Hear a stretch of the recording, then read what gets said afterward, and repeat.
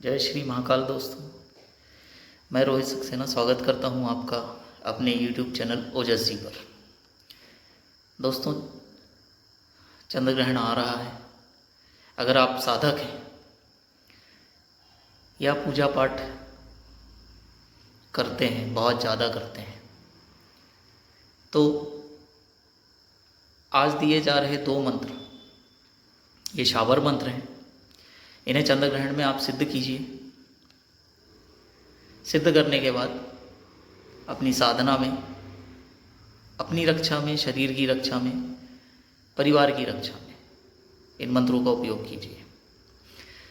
जी हाँ मित्रों, ये मंत्र किसी भी प्रकार की व्याधि, भूत प्रेत, शाकनी डाकनी, चुड़ैल चांडाल से सुरक्षा आपको देगी। आपकी मानसिक परेशानियों को खत्म करेंगे। भौतिक सुख सुविधाओं में आपको सहयोग मिलेगा। शावर मंत्र है,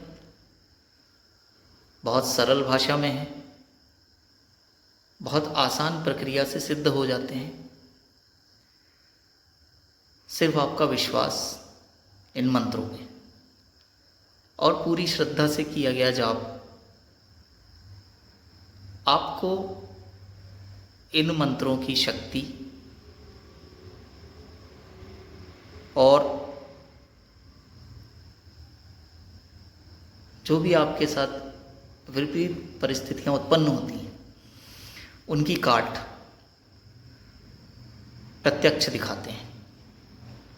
तो ज़्यादा समय नहीं लेते हुए हम बात करेंगे उन शावर मंत्रों की। मित्रों, ये बजरंगबली के और प्रभु भैरव के शावर मंत्र हैं। आपको इनके लिए करना कुछ नहीं है। चंद्र ग्रहण में, जिस समय चंद्र ग्रहण चलता रहेगा,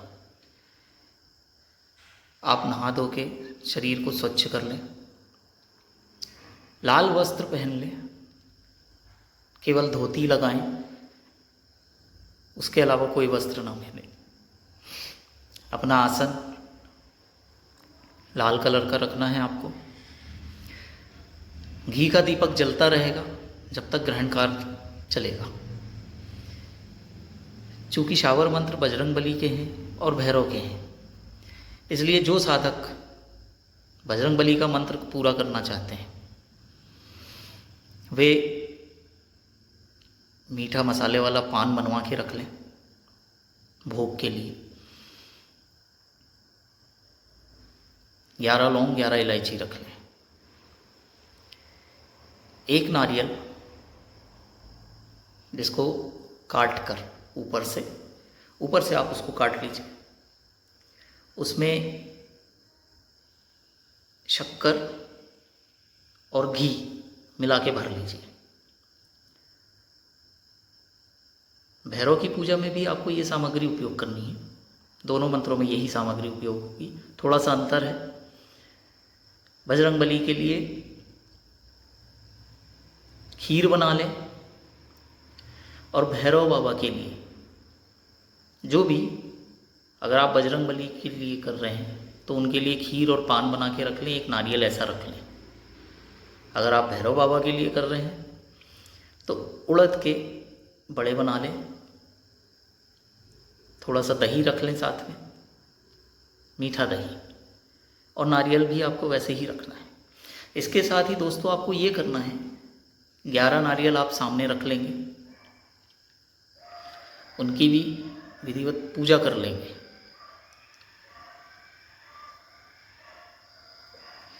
फिर आपको मंत्र का जाप शुरू कर देना है। मुख आपका उत्तर दिशा की तरफ रहेगा।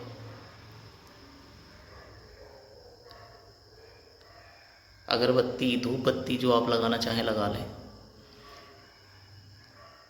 हाथ में जल लेकर संकल्प ले लें कि प्रभु, जब तक ये ग्रहण काल चलेगा तब तक मैं आपके मंत्र का जाप कर रहा हूँ। इस मंत्र को मेरे नाम से, मेरे गोत्र से अभिमंत्रित कर दीजिए और मेरी रक्षा के लिए सदैव मेरे साथ रहिए। बस इतना सा आपको करना है। उसके बाद आप अपनी साधना शुरू कर सकते हैं। अब हम आपको मंत्र बता देते हैं। इसके बाद भी अगर दोस्तों ऐसा लगता है कि आपको कोई जानकारी चाहिए तो आप कमेंट बॉक्स में मैसेज करके पूछ सकते हैं। जैसे भी आपको सुविधा समझ में आती है वैसे आप संपर्क करके जानकारी ले सकते हैं। तो अब आप मंत्र सुन लीजिए। पहले भैरव बाबा का मंत्र हम दे रहे हैं। भैरव बाबा का शावर मंत्र है। ध्यान से सुनिएगा दोस्तों और कहीं लिख लीजिएगा। मंत्र है, चेत सुनासान औंधी खोपड़ी मरघटिया मसान, बांधे बाबा भैरव की आन,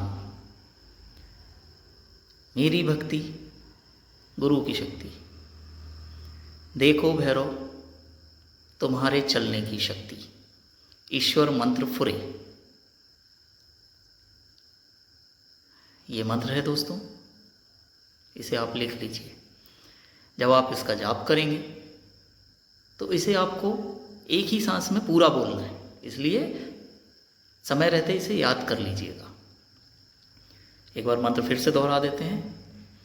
चेत सुनासान आदि खोपड़ी मरघटिया मसान, बांधे बाबा भैरव की आन, मेरी भक्ति गुरु की शक्ति, देखो भैरव तुम्हारे चलने की शक्ति, ईश्वर मंत्र फुरे।